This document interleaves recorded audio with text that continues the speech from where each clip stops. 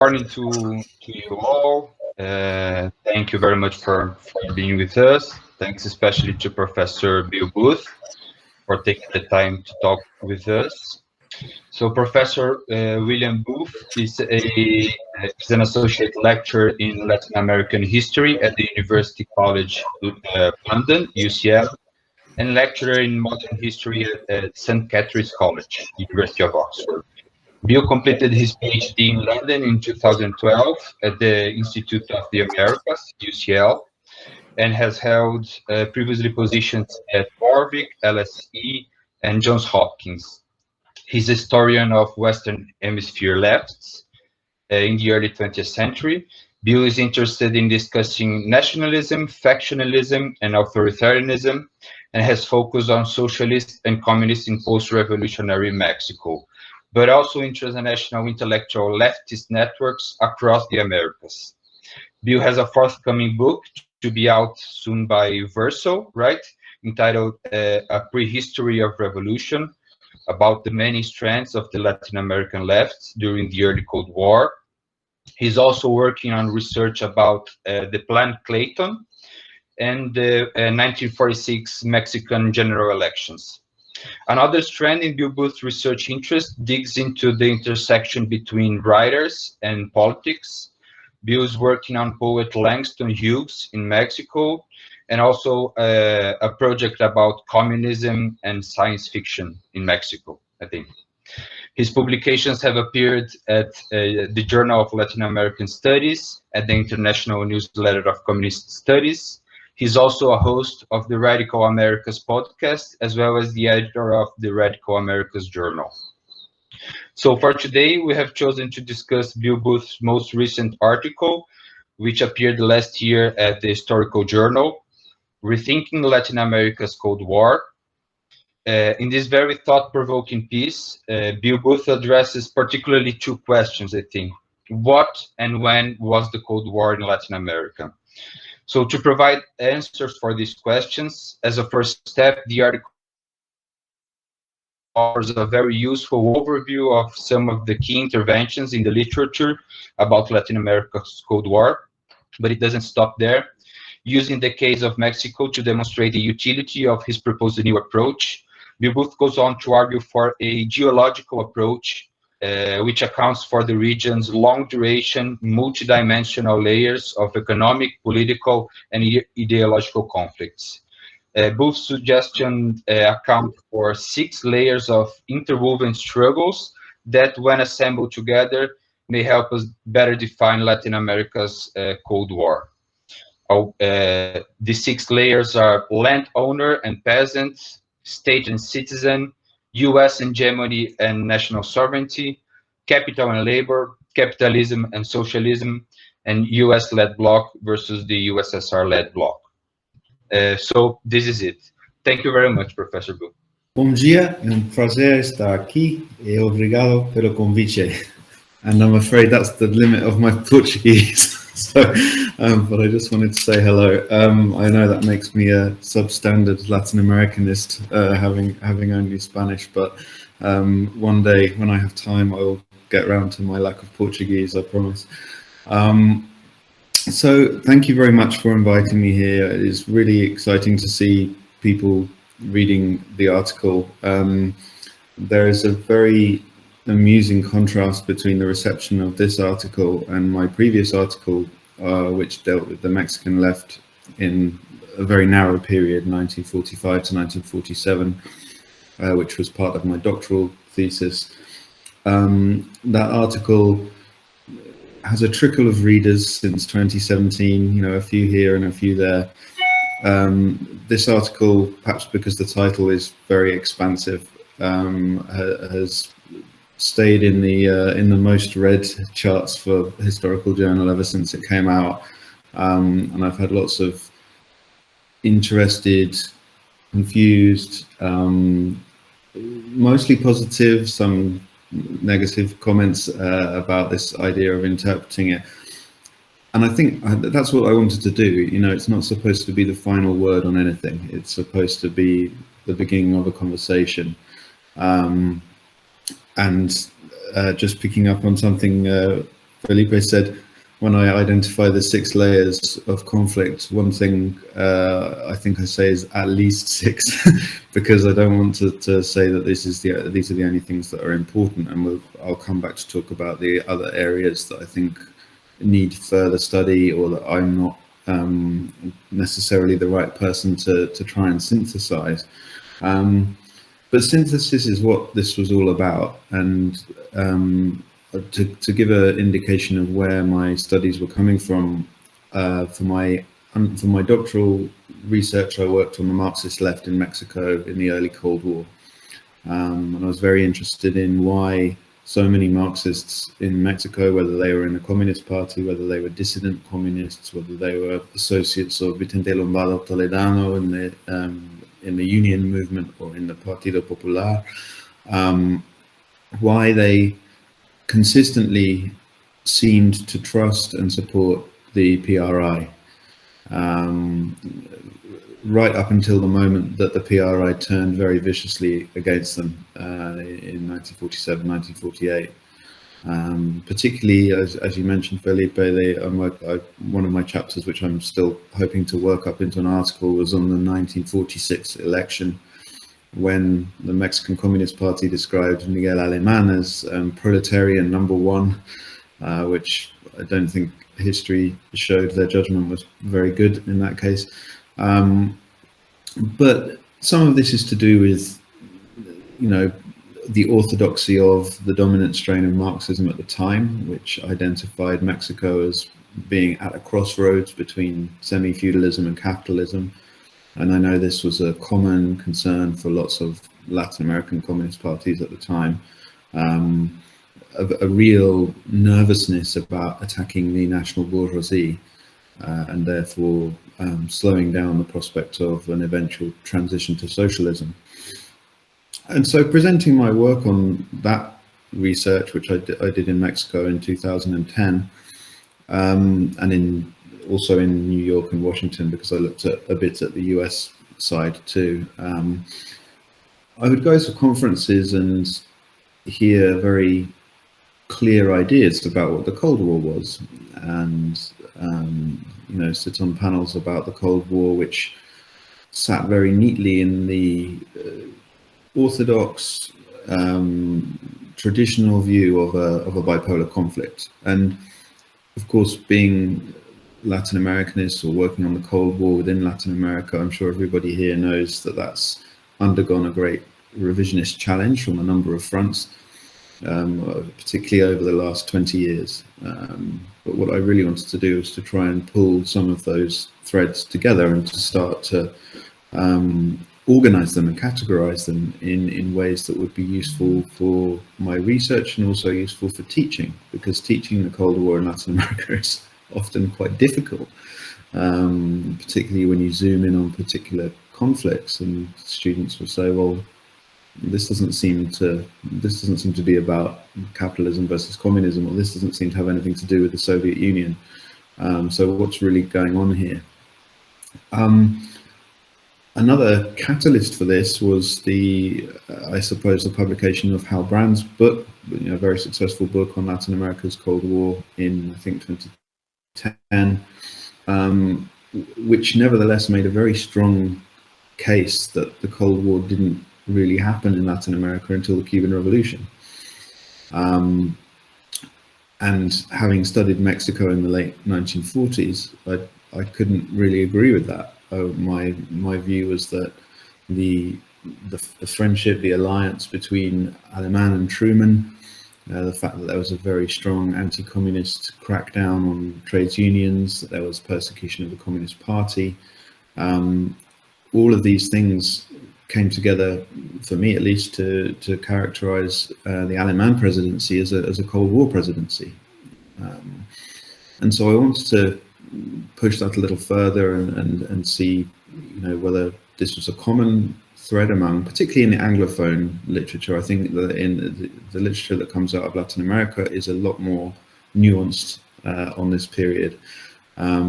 Although I have to say, I think the literature that comes out of Latin America that deals with the region as a whole is still less developed. There's lots of very good national histories, but lots of the the Anglophone world goes far too far in seeing Latin America as homogenous in one single region. But I think it's maybe fair to say that coming from the other side, from Latin America, there's less of an inclination to see commonalities when they're there. So I was trying to steer a sort of middle course, really, between these two ideas of the Cold War and Latin America. And so I presented some very loose sketched ideas for this paper at a conference in Liverpool a few years ago. And a few people said, yeah, this seems to make sense. Why don't you try and write it up? And I never got around to it because I've been, up until next year, I've been working in a string of part-time jobs and extremely busy. And then the Historical Journal approached and said, would you write this up for us into this piece? So I had to really try quite hard to nail it down, and it took a lot of editorial intervention, because originally it was a much longer piece. It was much more discursive. It went off into lots of other areas that I didn't really have time to include in the final version. And it also had several sections that were perhaps a little bit overly critical of certain authors, which the editors asked me to rein in a little bit. Some of those will be coming out in a separate review essay at some point soon.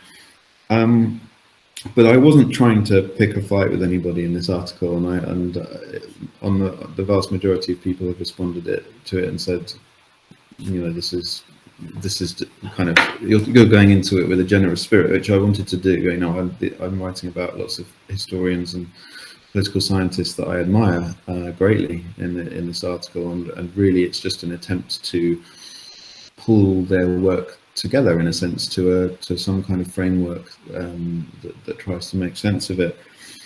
I was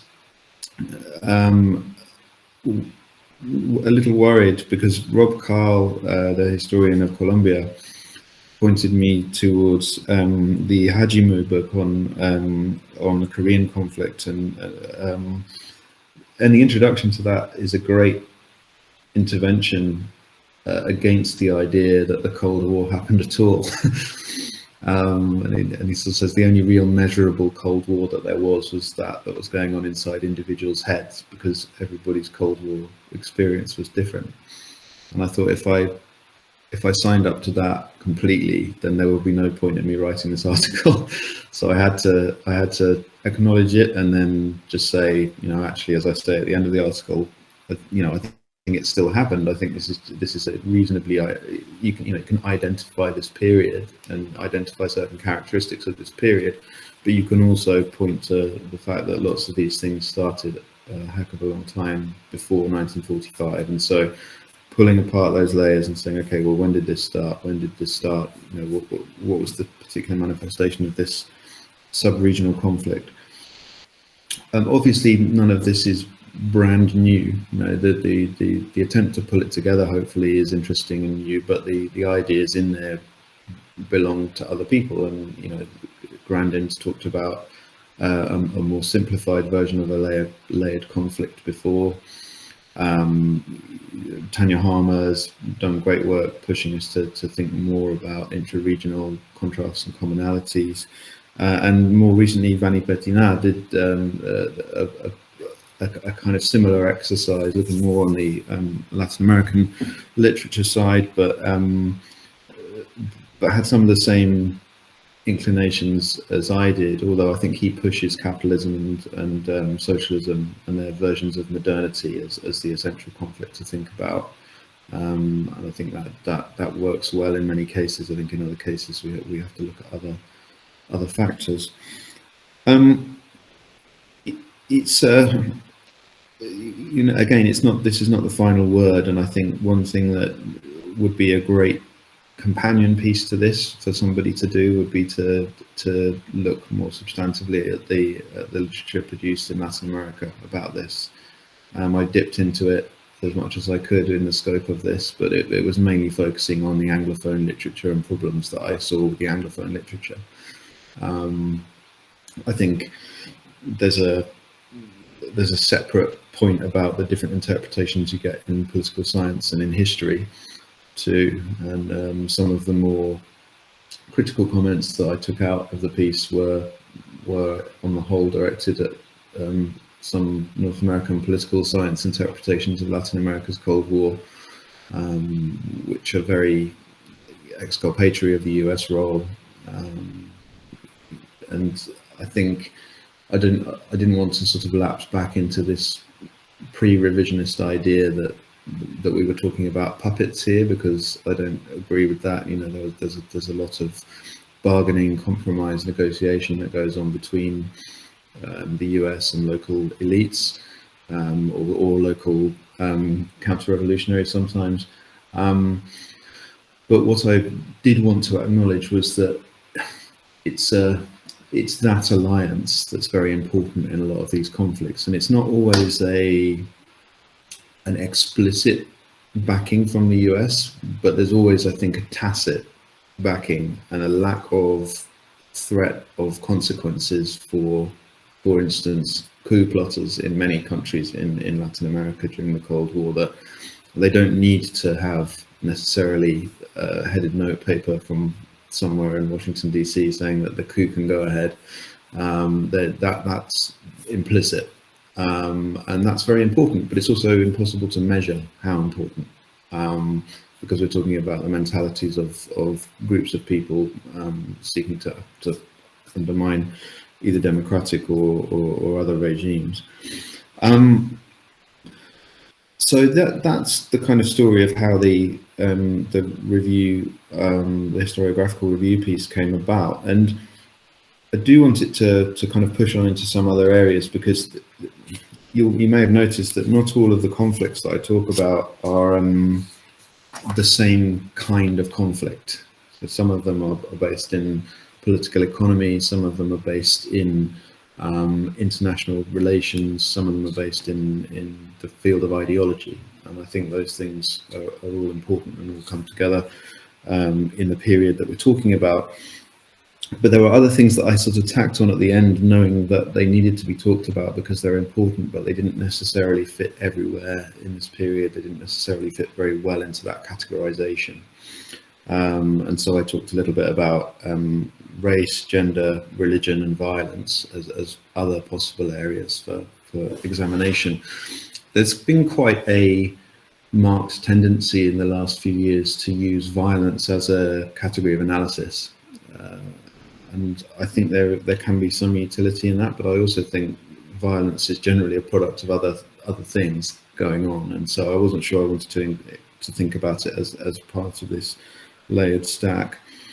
Similarly, religion can be very important in the realm of ideological conflict, but the particular religious conflicts of Latin America are many and various.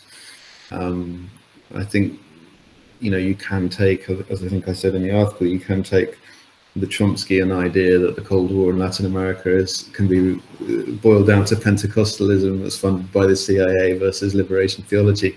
But again, I think that misses a lot of other stuff that's going on. For race and gender, though, I don't think the conflicts is necessarily the right framing for how those things are relevant in these discussions, because they are factors in the identity of the formation of political movements, but also factors in how states act towards and against their own populations in disproportionate ways often. And so, of course, we can point to specifically gendered outcomes of Cold War conflict, or specifically racialized outcomes of Cold War conflict, but they didn't necessarily fit into the general pattern that I was trying to, not the general pattern, but the general framework that I was trying to design. So yeah, I mean, I think that hopefully conveys where I'm coming from in terms of my approach to this. I've found it useful to have this on paper, to have it in the classroom, to talk to students, and to, you know, sometimes get agreement, sometimes get pushback. That's great. That's what I wanted to happen. So as I said, I don't want to kind of write the last word on this. And maybe in 30 years I will want to do that, but not right now. Yeah, and I'm very happy to discuss any aspects of it, or indeed of other parts of my research that Felipe mentioned.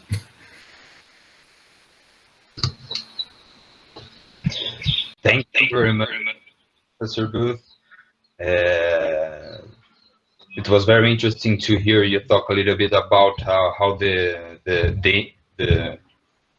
forces that led you to have the will to write the article